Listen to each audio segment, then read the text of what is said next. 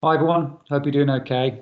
As per usual, I've made a mistake and I've done half this video before realising I hadn't shared it. So I'll probably run through this a bit faster than usual. So relatively short video, hopefully. I'm going to talk about languages and translators. Okay, let's get started. So languages. We have a couple of options if we wanted to write a program for a computer. Hopefully should recap on some stuff we already know. There's a difference between high and low level languages. Right at the bottom, we have machine code or binary code. And this is basically writing the language in, writing your program in the language of the processor itself, okay, which is writing it in ones and zeros. So machine code is a low level language and it's in ones and zeros.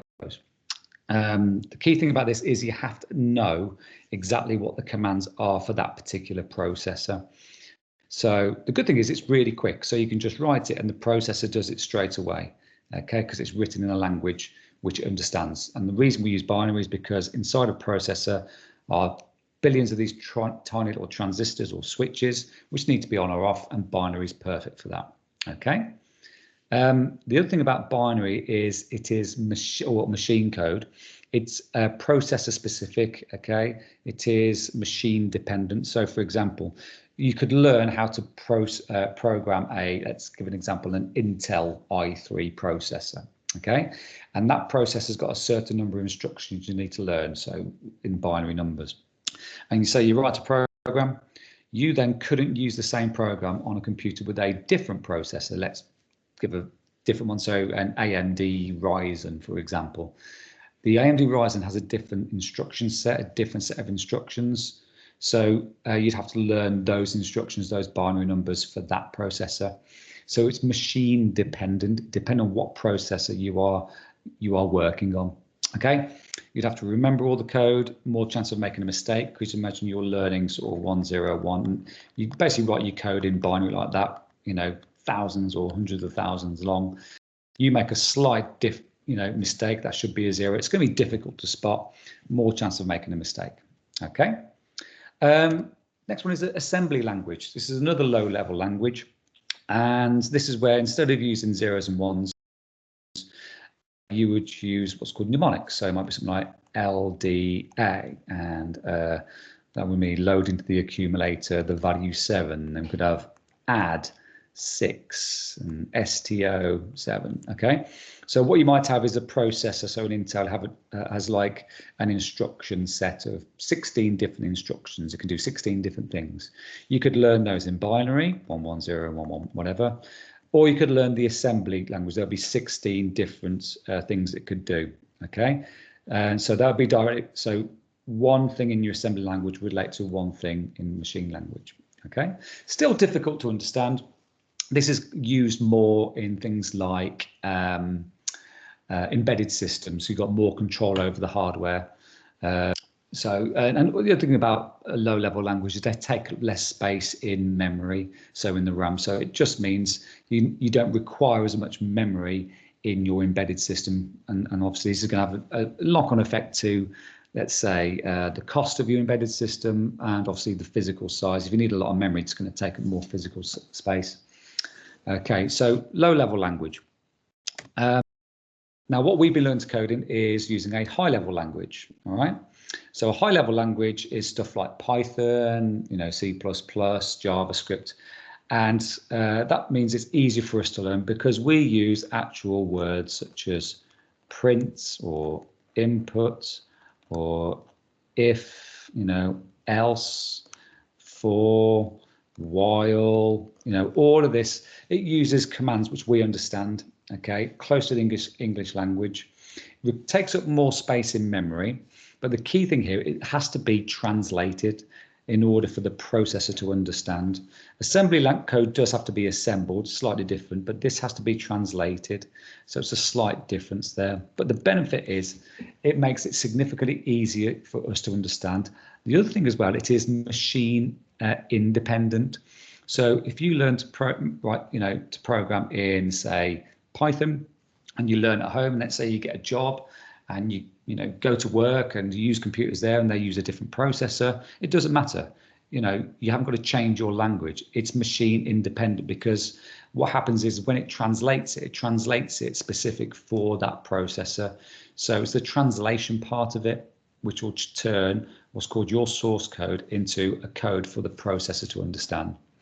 So low-level languages, so a good thing about this is it can be executed really fast. As I said before, it occupies less memory, and you can use it to control specific parts of the hardware, which is really useful in embedded systems. High-level languages, okay, quite clearly much easier to learn, much easier to debug and spot where your mistakes are, and as a result it's easier and quicker to write in a high-level language. So for example, it's much easier to write print,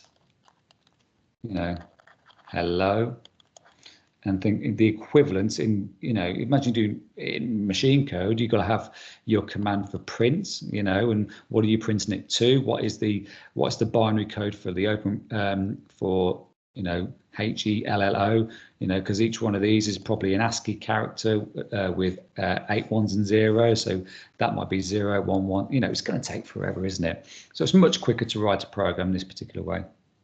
Okay, right. So here is a typical exam question worth 4 marks.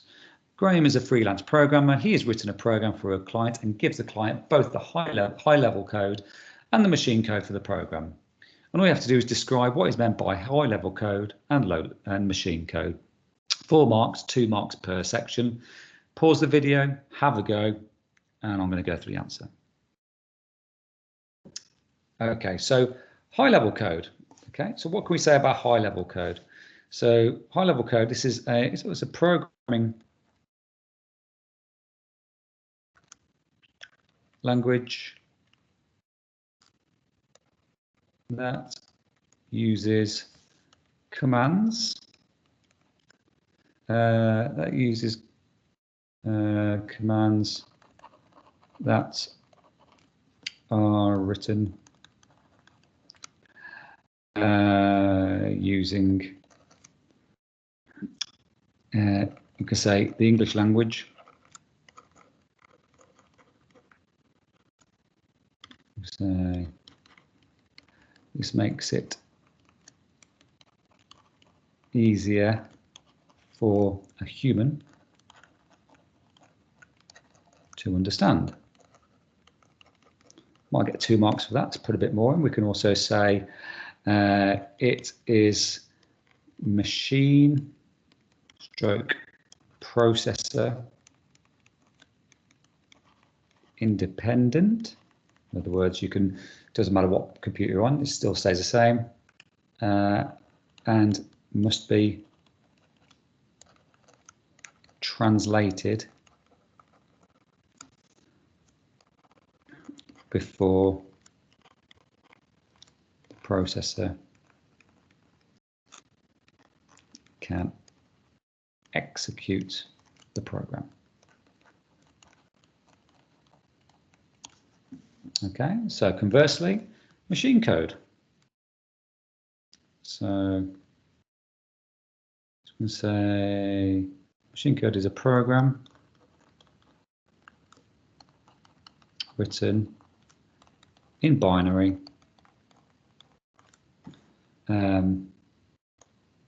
which the processor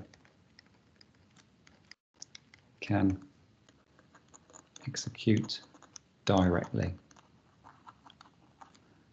without the need for translation. What else can we say about it? It's machine dependent as well. Machine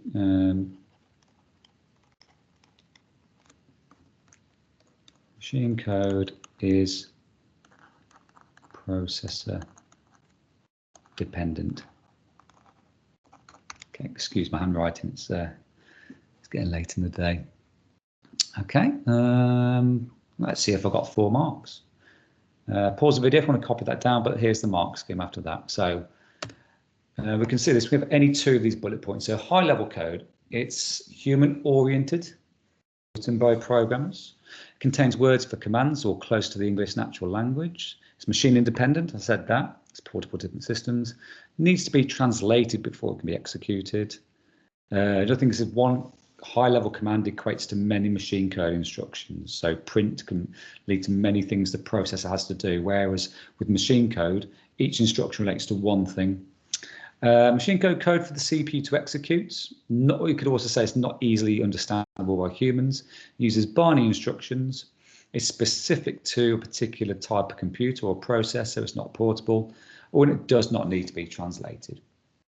Okay, so let's move on to translators.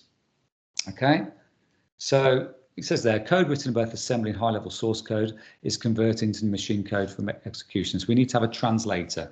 Now, we have the assembler for assembly code. You don't need to know much about that. You need to know about your your translator here from a high-level language. Okay, so we got two options.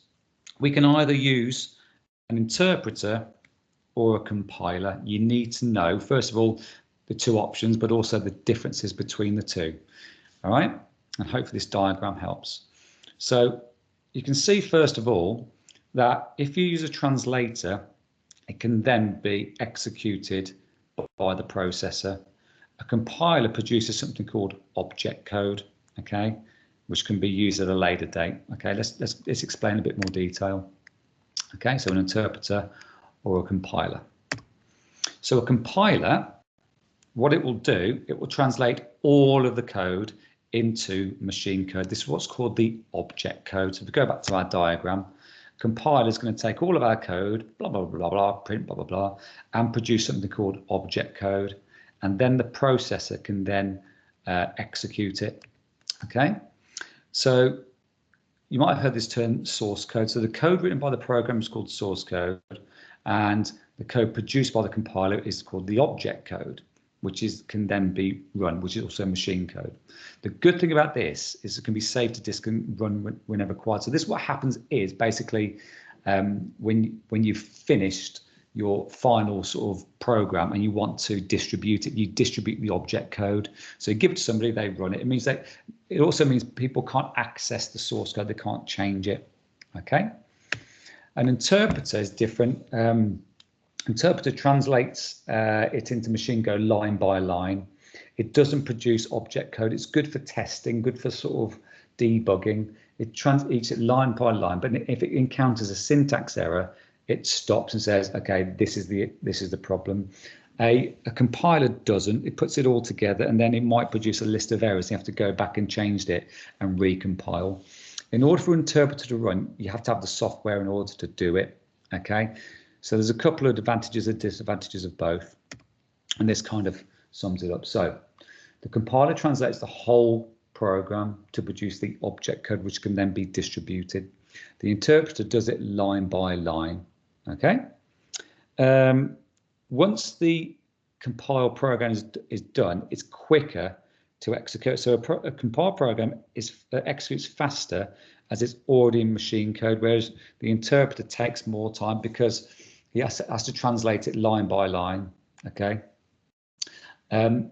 Obviously, when you're compiling the program, it takes longer in that first instance. But when you're going from your object code, it's much easier because it's in machine code. It's no need for a compiler to be present when the object code is run. So if we go back to this, the object code, you don't need this does the hard work, and when you actually want to run it, it's in machine code. Translator does require this to be running. Okay. The interpreter must be installed to run the program.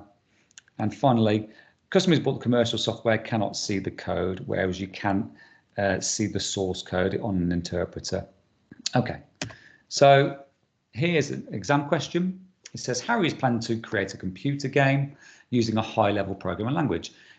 He can use either a compiler or an interpreter and translate the code. Describe two differences between how a compiler and an interpreter would translate Harry's computer game for possible marks. Okay, so pause the video, have a go, and then we'll look at the answer. Okay, so we have to talk about how, let's start off with the compiler. So we can say a compiler would take, is it Harry's source code and translate whole program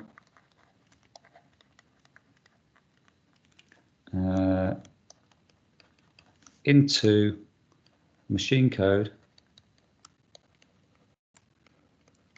and save it as object code. Okay. The compiler would take Harry's source code and translate the whole program into machine code and save it object code. Okay. This could then be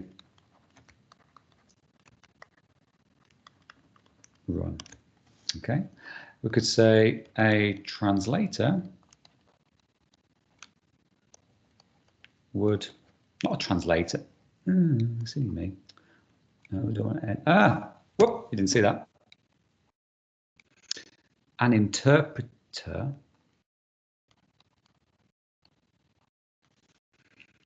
would translate Harry's program one line at a time. If a syntax error